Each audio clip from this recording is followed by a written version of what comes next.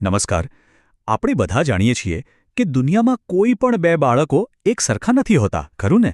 કોઈ ગણિતમાં પાવરફુલ હોય તો કોઈને ચિત્ર દોરવામાં મજા આવે. આને જ તો વ્યક્તિક ભિન્નતા કહેવાય છે. પણ વિચાર કરો કે જ્યારે કોઈ બાળક સરેરાશ કરતાં ઘણું જ અલગ હોય ત્યારે શું?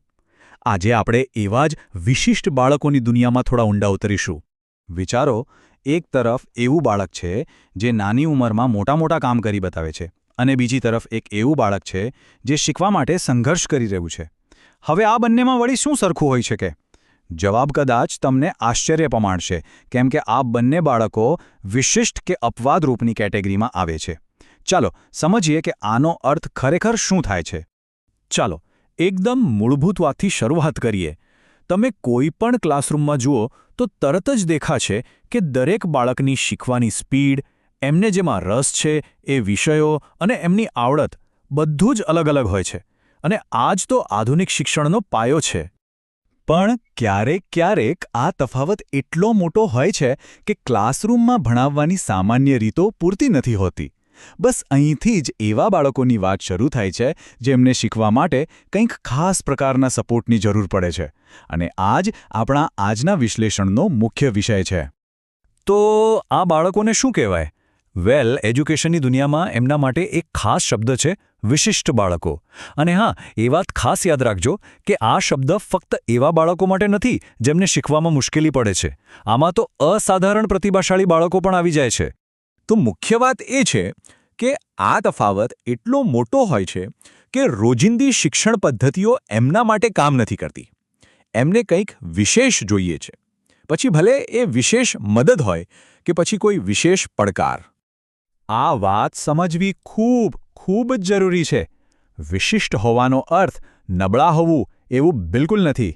એનો સીધો અર્થ છે સરેરાશ કરતાં અલગ હોવું.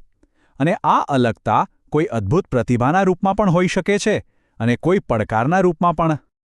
તો સવાલ એ છે કે આ વિશિષ્ટતાઓ કયા પ્રકારની હોય છે?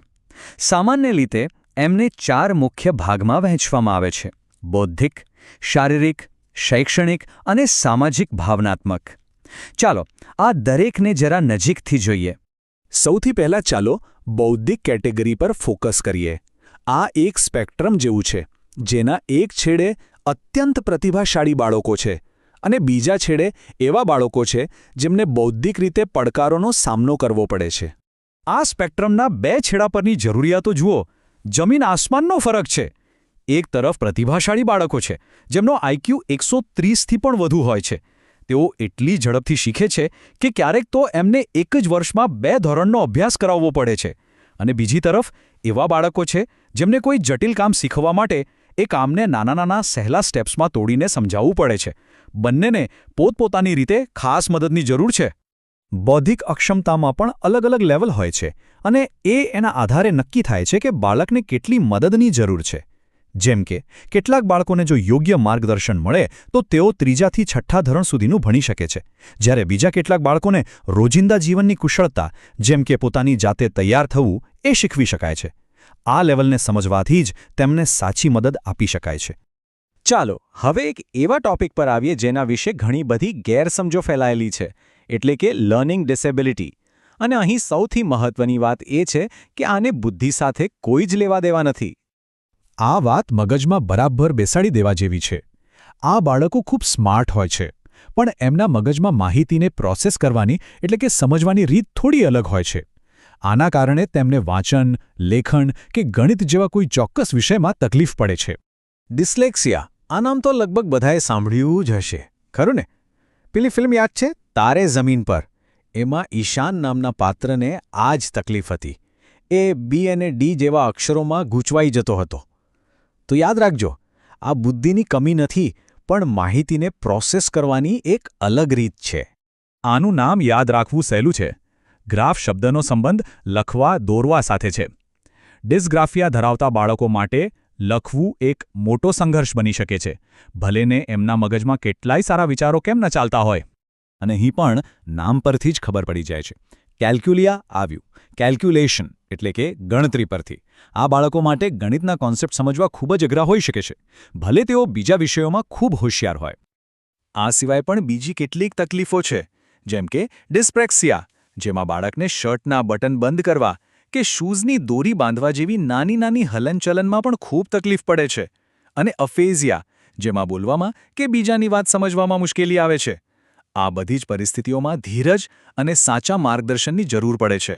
ઓકે, તો આપણે આ બધી અલગ અલગ પરિસ્થિતિઓ વિશે જાણ્યું, પણ હવે સવાલ એ છે કે આ બધી જાણકારીનું આપણે કરીએ શું?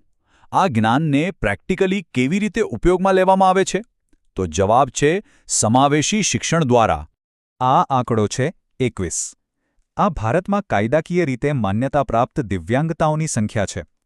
2016માં rights of persons with disabilities act હેઠળ આ સંખ્યાને 7થી વધારીને સીધી 21 કરવામાં આવી. આ એક ખૂબ મોટું પગલું હતું, કારણ કે એનાથી એસિડ એટેક પીડિતો અને પાર્કિન્સન્સ જેવી અનેક સ્થિતિઓ ધરાવતા લોકોને પણ કાયદાકીય અધિકારો અને સપોર્ટ મળવાનો રસ્તો ખુલી ગયો. આ આધુનિક શિક્ષણનો એમ કહીએ તો પાયાનો પથ્થર છે. આની પાછળનો વિચાર બહુ સિમ્પલ પણ પાવરફુલ છે. બાળકોને એમની ક્ષમતાઓના આધારે અલગ કરવાને બદલે બધાને એકસાથે શીખવાની તક આપવી. પણ આવું શિક્ષણ ખાલી વાતોથી નથી થતું. એને હકીકતમાં ઉતારવા માટે શાળાઓમાં ફેરફાર કરવા પડે છે. જેમ કે વ્હીલચેર માટે રેમ્પ બનાવવા, ખાસ ટોયલેટ બનાવવા, શિક્ષકોને સ્પેશિયલ ટ્રેનિંગ આપવી, અને સૌથી અગત્યનું, દરેક બાળકની જરૂરિયાત સમજીને એના માટે એક અલગ પર્સનલ એજ્યુકેશન પ્લાન બનાવવો. આ જ છે આખી વાતનો સાર. ધ્યેય બાળકોને એમની ક્ષમતાઓના આધારે અલગ અલગ ડબ્બામાં વહેંચવાનો નથી, પણ એમને એવો સપોર્ટ આપવાનો છે જેથી તેઓ બધા એકસાથે ભણી શકે. અને અંતિમ લક્ષ્ય તો એવા સમાજનું નિર્માણ કરવાનું છે જ્યાં દરેક બાળકને સફળ થવાની સમાન તક મળે.